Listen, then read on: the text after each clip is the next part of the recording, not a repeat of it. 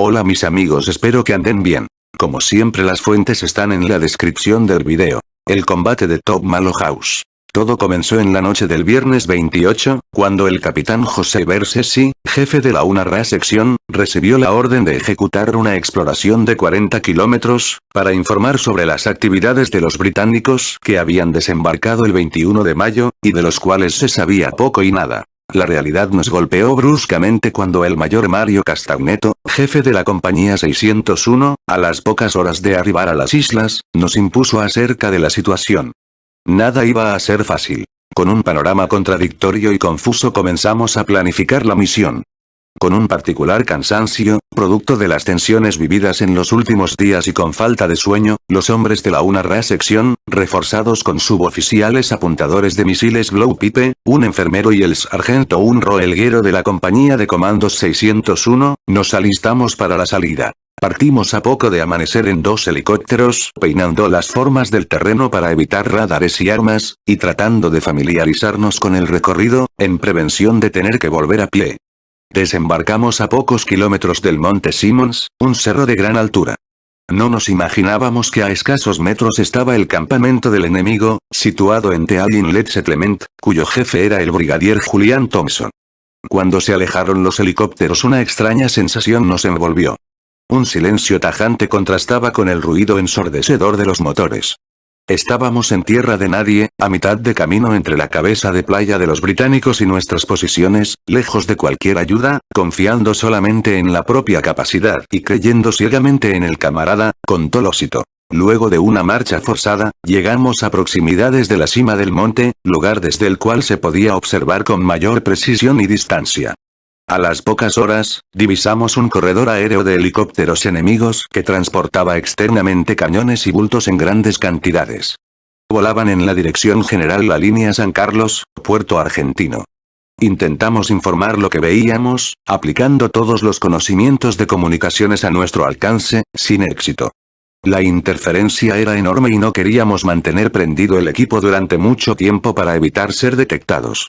Sin embargo, en uno de los intentos logramos escuchar los partes que transmitían las otras secciones de las compañías. De esta manera, conocimos los resultados del combate en Monte Kent, donde la otra sección de la 602 se enfrentaba con el escuadrón de Del Sass y con los hombres del Comando 42 inglés.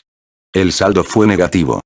Murieron lamentablemente, el teniente Unro Rubén Márquez, el sargento Unro Oscar Blas, y el sargento Unro Raimundo Viltes recibió heridas, que le produjeron la amputación del pie derecho.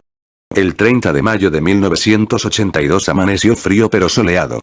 A media mañana, el capitán resolvió desplazarse hacia Fitzroy, a unos 20 kilómetros del lugar. El objetivo era conectarse con una sección de ingenieros y desde allí poder transmitir los informes. Comenzamos la marcha sobrecargados, porque también transportábamos armamento y munición de un depósito que había instalado la compañía de comandos 601. El desplazamiento sobre la turba se hizo muy dificultoso y agobiante, describió el oficial. Ante la posibilidad de pasar mojados otra noche gélida, decidieron hacer un alto en un sitio que el mapa describía como una elevación, pero estaba del otro lado del arroyo Malo. Era una cabaña de ovejeros, aparentemente abandonada. Su nombre, Top Malo House. Luego de cruzar el arroyo de agua helada y torrentosa, donde algunos cayeron al resbalar en el verdín de las piedras del lecho, abordamos la casa con técnicas apropiadas para el caso, en previsión de que estuviera ocupada por el enemigo. La sección se dividió en 2 grupos. Uno ocupó el piso superior y el otro, la planta baja. Sabíamos que el estar dentro de la casa no ofrecía seguridad, pero existía una real necesidad de recuperarnos y secar el equipo para poder enfrentar con éxito las futuras exigencias. La decisión que se adoptó ante el dilema planteado, la pagaríamos con sangre horas más tarde. Se despertaron muy temprano, cuando aún estaba oscuro. No sentían frío después de dormir secos y haberse recuperado físicamente. Mientras desayunaban con chocolate caliente y galletitas, comentaban lo que hubieran sufrido de haber permanecido en Monte Simmons. Concluido el desayuno, todos comenzaron a alistar sus equipos, ya con buen ánimo para soportar otra jornada de marcha. Eran las 8 y empezaba a clarear. En ese momento oyeron ruidos de aspas de helicóptero. Algunos especularon en un rescate anticipado. No estaban muy lejos de la capital, era el día señalado para ser recuperados, y la zona era la probable. No era creíble que se tratara de un aparato británico. Pero alguien acotó que los argentinos no volaban sin luz. Pasó cerca, a unos 400 metros, y el sargento primero Pedroso observó. Me pareció ver que no tiene la franja amarilla. A causa de la bruma se distinguía poco, ni aun recurriendo a los visores nocturnos, y solo se oían los motores que al rato cesaron. Reinaba incertidumbre, pero se aceleraron los preparativos para abandonar el edificio. El capitán Bersesi, ya con su correaje colocado aunque sin la mochila puesta, se hallaba en la cocina, y echando rodilla en tierra, intentó comunicarse por radio. En la planta alta, el teniente Espinosa recorría el horizonte con la mira telescópica de su fusil.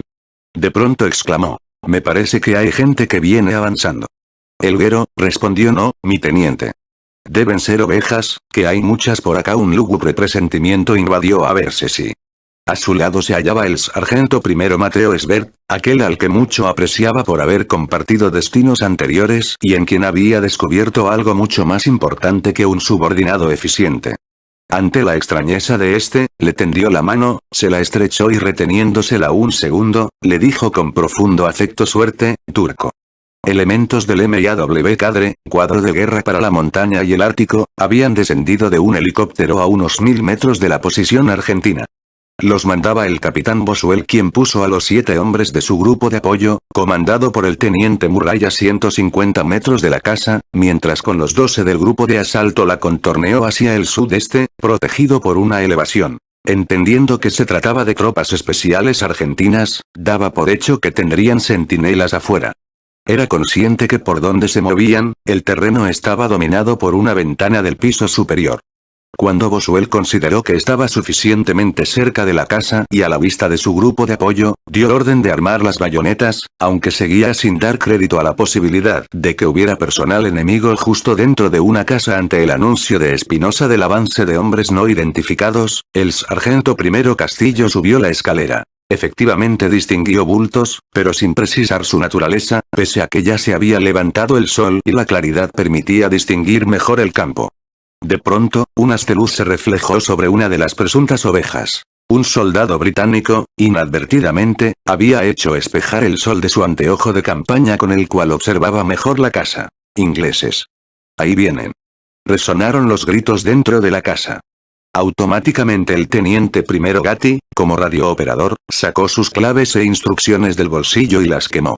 Todos se pusieron en movimiento para salir. Castillo gritó a Espinosa, mientras se abalanzaba hacia la escalera. Vamos, mi teniente. Este le replicó. No, yo me quedo. Desde acá tengo mejor campo de tiro. En el mismo instante en que abría el fuego, la casa tembló por la explosión de un proyectil antitanque Carl Gustav. Comenzaron los disparos de ambas partes. Los ingleses se incorporaron y avanzaron corriendo. Varios de ellos utilizaban lanzacohetes descartables Lau de 66 mm y fusiles lanzagranadas M79 de 40 mm. Vibraba la estructura de la casa por los impactos sobre sus chapas exteriores, y cantidades de balas atravesaban las endebles paredes de madera. Los comandos argentinos no vacilaron en abandonar el edificio para combatir mejor desde el exterior. El capitán Bersesi logró llegar corriendo hasta un alambrado colocado antes del arroyo, y allí, con enorme presencia de ánimo, tomó posición de pie y comenzó a hacer fuego y a recibirlo. Salimos entre los dos, yo te apoyo, avisó Medina al teniente Martínez. Al hacerlo, este último sintió que lo golpeaba fuerte en la espalda una granada caída dentro de la casa, y cayó al suelo. Comenzó a arrastrarse. El impacto había sido en la cocina, volteando un panel sobre Medina, al que tiró aturdido contra la pared, pero también pudo salir. Castillo se precipitó escaleras abajo, y al pisar el último escalón sintió la explosión de un cohete detrás, que destrozó e incendió la escalera. El humo comenzaba a invadirlo todo. Luego de Castillo, Elguero quiso abandonar la casa. Pero una granada que explotó en la puerta, entre ambos, lo hirió en el pecho arrojándolo hacia adentro sobre Pedroso, que venía por detrás. Una granada lanzada con fusil M79 penetró por la ventana del piso superior, matando instantáneamente al teniente Espinosa. El estallido aturdió a Brunigatti, que estaban allí. Una acre olor a pólvora se sintió en forma penetrante. La llamarada, el ruido y la sensación de vacío que produjo, conmocionaron a los dos oficiales sobrevivientes por unos instantes. La casa temblaba por los tiros y ya comenzaba a arder. Gatti se recobró del shock causado por la onda expansiva, tomó su fusil y fue hacia la escalera. Esta no existía, era un completo aro de fuego hasta abajo. Sin pensarlo saltó por medio de él. El teniente primero Brun, al tiempo que Espinosa caía hacia atrás ensangrentado, sintió una esquirla que le cortaba la frente. Supo que la próxima explosión no lo perdonaría, e instantáneamente se zambulló a través del tragaluz. A medida que caía podía oír los balazos que pegaban contra la pared enchapada. Cayó desde una altura no menor de 5 metros, procurando cubrirse la cabeza, pero recibiendo tan fuerte golpe que quedó completamente aturdido. Merced a su excelente estado físico y a la inmediata reacción no fue muerto en esa oportunidad. A un tremendo dolor en la frente y en la cabeza se sumó que no veía bien. Dios mío, perdí un ojo. Pensó en el acto, aunque la falta de visión le había sido producida por la pólvora que le quemó la cara, y la sangre que le caía en la frente. Los comandos habían logrado en su mayoría abandonar Top Malo House. La abnegación de Espinosa, que con su resistencia atrajo el fuego enemigo hacia el segundo piso y la reacción de aquellos de salir para combatir, sorprendiendo a la tropa británica habían impedido el total aniquilamiento de la patrulla. En forma descuidada, disparando de pie con sus pistolas ametralladoras y lanzagranadas desde la cintura sin cubrirse, los ingleses no tuvieron en cuenta el impulso de la sección de comandos. Estos avanzaron corriendo hacia el arroyo, al tiempo que tiraban con sus fusiles.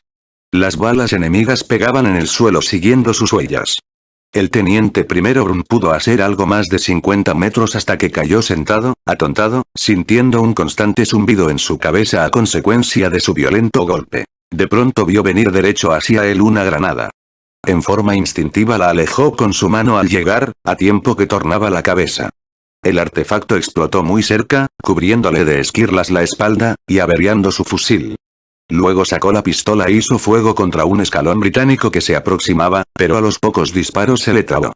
Tomó entonces una granada y la tiró, pero por la conmoción sufrida no advirtió quitarle el seguro. En esos momentos un tiro le hizo impacto en su pantorrilla derecha. El teniente primero Gatti también había podido salir, llegando ileso a una zanja situada metros abajo de la casa, antes de alcanzar el arroyo malo. Cerca de verse si, Gatti disparaba arrodillado, mientras veía cómo la munición enemiga levantaba el barro a su alrededor. Losito estaba herido. Al abandonar el edificio en medio del humo que lo envolvía y las balas que lo atravesaban, dirigiéndose por la cocina hacia el porche para alcanzar el arroyo, una granada había explotado contra la pared 2 metros atrás, derribándolo ensordecido y lastimándolo en la cabeza. Sintió un golpe quemante y un fuerte ardor, pero seguía dueño de sus movimientos. La sangre le caía detrás de la oreja y por la mejilla. Un grupo de 4 ingleses ubicados a no más de 20 metros lo dieron por muerto y continuaron disparando sus lanzagranadas contra la casa sin prestarle más atención. Entonces Losito se levantó y medio agazapado vació contra ellos un cargador en automático. Un inglés cayó tocado en una pierna y el resto echó cuerpo a tierra. Luego emprendió la carrera hacia el arroyo, cambiando de posición y disparando a cada rato, perseguido por los proyectiles enemigos, esperando a cada instante un tiro en la espalda. Era su intención cruzar el curso de agua y trepar por la altura del frente. La casa estaba ubicada en una hondonada, pero a unos cuantos metros antes de alcanzar el arroyo malo, encontró la zanja y decidió ocuparla. Al darse vuelta para volver para hacer fuego, un impacto en su muslo derecho lo volteó de espaldas en la zanja. Herido 2 veces, rodeado de enemigos que avanzaban haciendo fuego y sin posibilidad de reaccionar, se dio por muerto. Un soldado inglés se aproximaba gritando, pero rápidamente le hizo fuego y lo abatió. El sargento primero enfermero Pedroso y el sargento primero Helguero pudieron salir de la casa en llamas y abandonarla a través de una ventana, cayendo aturdidos por los estampidos y echando a correr. A los 15 metros, Helguero se desplomó, doblado por el dolor de su herida en el pecho. Medina se dio cuenta que quedaba solo y que el enemigo estrechaba el cerco.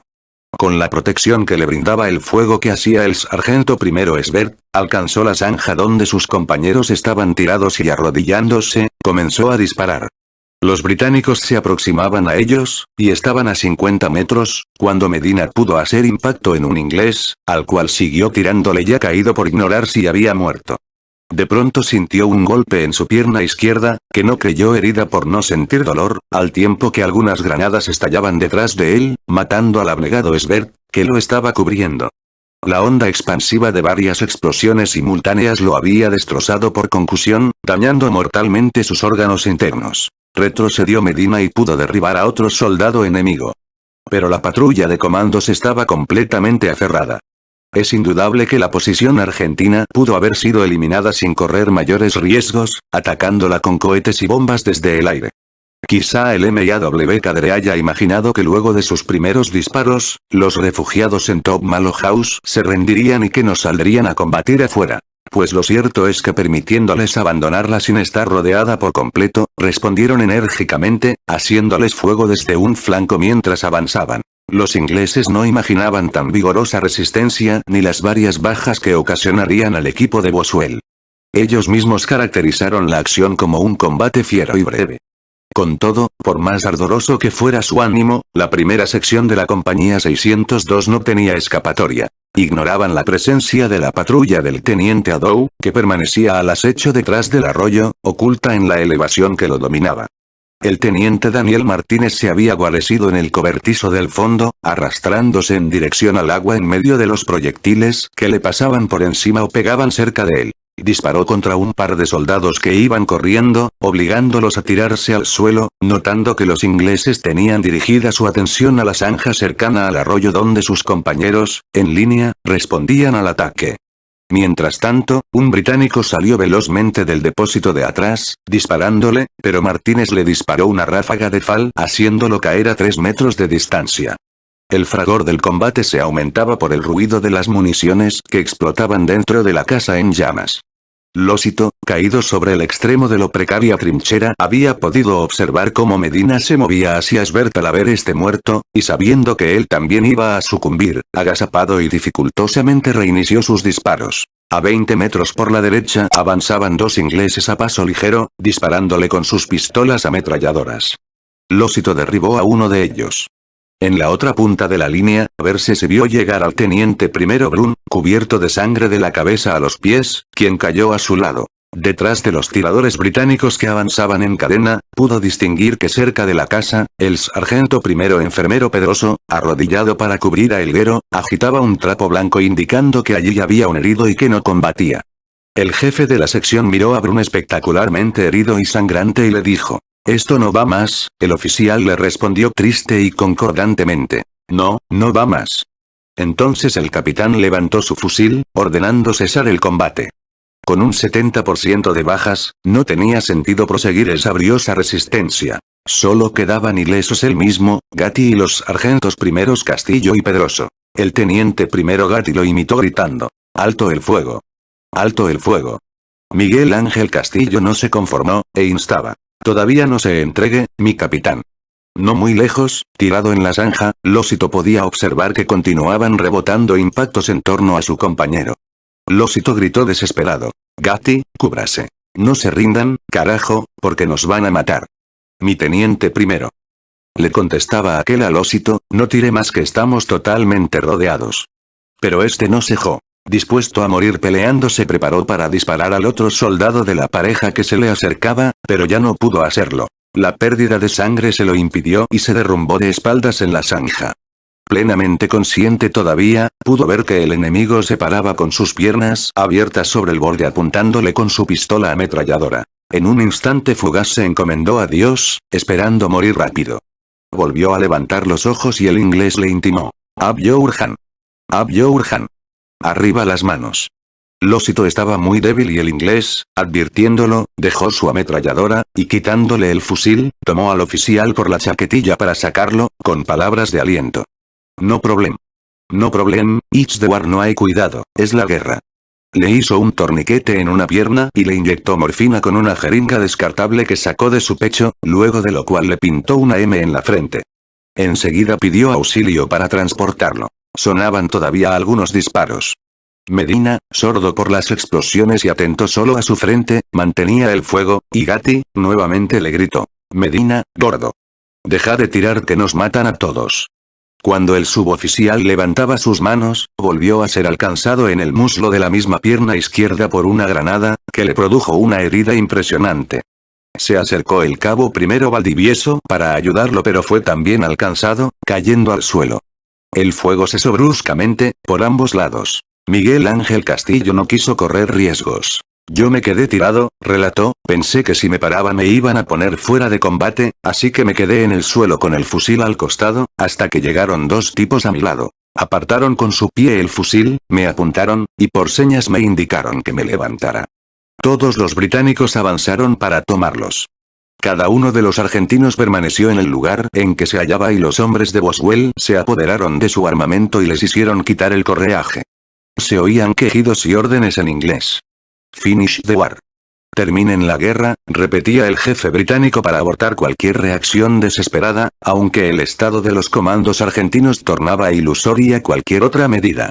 A la distancia, Top Malo House terminaba de arder. Al concluir el combate, desde el otro lado del arroyo apareció otra patrulla británica, que corriendo y gritando, abrazó a los vencedores. La patrulla de Adow, que había observado todo el combate, avanzó agitando una bandera británica como una señal para ser reconocida. Los británicos ataron las manos de sus prisioneros mientras los revisaban, y luego volvieron a soltarlos, indicándoles que recogieran a sus heridos y muertos. Ellos también comenzaron a atender a los de uno y otro lado, juntando las armas y correajes de aquellos. Algunos mantenían apuntados a los comandos ilesos. El capitán Boswell, con una libreta en la mano, pasaba lista a voces para conocer sus bajas. Estas eran relativamente numerosas, dada la iniciativa del ataque y el armamento usado. 5 muertos y 8 heridos. Algunos hombres lloraban en torno a un cadáver que posiblemente fuera del segundo jefe del MIAW Cadre. Los comandos argentinos que estaban en mejor estado se dirigieron a ayudar a sus compañeros. A verse si pasó junto a un herido inglés muy pálido, alcanzado en el pecho, que se hallaba tirado en el suelo apoyado en el regazo de un camarada, quien lo saludó murmurando: "Friends, friends". Amigos. Los que aparentaban estar más graves eran los tenientes primeros Brun y Losito, completamente cubiertos de sangre. El teniente Daniel Martínez fue interrogado para saber si había sido tocado. No problem, contestó, ignorante del balazo que había recibido en un pie. En un grupo estaban reunidos Medina, Valdivieso y algo alejado, Losito. Se le acercó Pedroso, quien se había hecho reconocer como enfermero, con su brazalete de la Cruz Roja. Acompañado de su custodio, y controlando el pulso de Omar Medina, le dijo: "Quédate tranquilo. No tengo nada para darte ahora. Esto está coagulando bien. Acórdate de soltar el torniquete para que circule la sangre". Al suboficial lo había vendado un inglés. Otro que se aproximó comenzó a tratarlo con un paquete de curaciones. La hemorragia hizo que el sargento primero se desmayara por un momento. Recuperado de a poco, fue el teniente Martínez para cargarlo. "¿Cómo pesas?". "A mí no me pasó nada", le explicó, desconociendo aún haber sido también herido. Pero al llegar al lugar de reunión, Martínez sintió un dolor como una torcedura. Asombrado, hizo un movimiento y pudo ver que le salían borbotones de sangre. Se quitó el borseguí y la media y comprobó que había sido alcanzado en el talón por una bala de fusil M16, sin orificio de salida. Uno de los militares británicos comenzó a hablarle y Pedroso le tradujo: "Dice que te tapes para que no se enfríe, porque te va a doler". Daniel Martínez volvió a calzarse, ató bien su borseguí y se hizo un torniquete, sintiendo efectivamente mucho dolor, y pasó a ser un herido más. El suboficial enfermero tuvo una lúcida actuación. Prácticamente sin elementos, trató de estabilizar y contener las hemorragias y de calmar a sus compatriotas. Losito comenzó a temblar por la pérdida de mucha sangre y por estar muy mojado. Entonces, Pedroso le sacó el gabán de duvet al pobre Sbert y se lo puso a Losito. Luego, se sentó en la nieve y lo puso sobre su regazo, abrazándolo para darle un poco de calor. Igual procedimiento empleó el teniente primero Gatti con el sargento primero Medina. Los prisioneros, heridos e ilesos, fueron retenidos a un costado de la casa incendiada, hasta que los helicópteros vinieron a llevarlos. Al teniente primero Brun lo animó el ver al Losito vivo, quien, agotado, débil y dolorido, lo alentó: "Tranquilo, cachorro, no más". El médico británico revisó a todos, marcando con una M sobre la frente de los inyectados con morfina. La pierna de Medina, desgarrada y con una fractura expuesta, presentaba mal aspecto. El guero estaba muy preocupado por su herida sobre el corazón, porque ignoraba su profundidad. A verse si se notaba sumamente afectado. Pidió ir por el cuerpo de Espinosa, pero el capitán inglés meneó su cabeza y le dijo que era inútil. El final del abnegado teniente conmovía a todos. Mirando la casa que terminaba de quemarse, Brun murmuró: Espinosa está ahí adentro. Luego, la morfina y la solícita atención médica británica, los calmaron, y entonces, agobiados, comenzaron a observar más detenidamente a sus vencedores, pintarrajeados sus rostros y tocados con boinas verdes. Pero de quienes habían quedado ilesos, tal vez quien más se mostraba mortificado, era el capitán Bersesi. Además de la negativa recibida de ir a buscar a Espinosa, conmovido, con dolor y angustia, agachado al lado del cadáver de su sargento primero Esbert, le decía: ¿Qué me has hecho, turco? El resto de esta historia es más o menos conocida por los tantos combatientes, que habiendo sido tomados prisioneros de guerra, pasaron por la dura espera de los interrogatorios de las fuerzas inglesas, que no obstante, demostraron una actitud general sumamente profesional. Atrás, el servicio de sanidad británico, había atendido y evacuado a los heridos, mientras que los cadáveres de los caídos, fueron rápidamente reunidos y llevados a enterrar. Las formas en que esto sucedió, escapan del conocimiento preciso de los integrantes de la sección de comandos argentinos. El cuerpo de Espinosa no pudo ser recuperado porque no quedaba absolutamente nada de él. Terminado el proceso de interrogatorio como prisionero de guerra hecho a Bersesi, lo fueron a buscar para ir a sepultar a Esbert en el exterior de un edificio que había sido alguna vez un frigorífico, en cuyas adyacencias ya había algunas cruces. Al Tano lo acompañaron otros camaradas cuyos nombres no recuerda, y con los ojos fijos en la bolsa que contenía el cuerpo del camarada fallecido, se desplazaron transportándolo hasta el lugar de entierro. Con rendición de honores póstumos por parte de los británicos, los sepultaron en silencio en un sector donde ya había otras cruces. El dolor moral de José Bersesi era insoportable. Él, que había elegido especialmente a Mateo Esbert, y a Ernesto Espinosa los había conducido a la muerte, sin mencionar las otras bajas que por graves heridas había tenido en su sección. Bueno amigos, eso es todo, hasta pronto.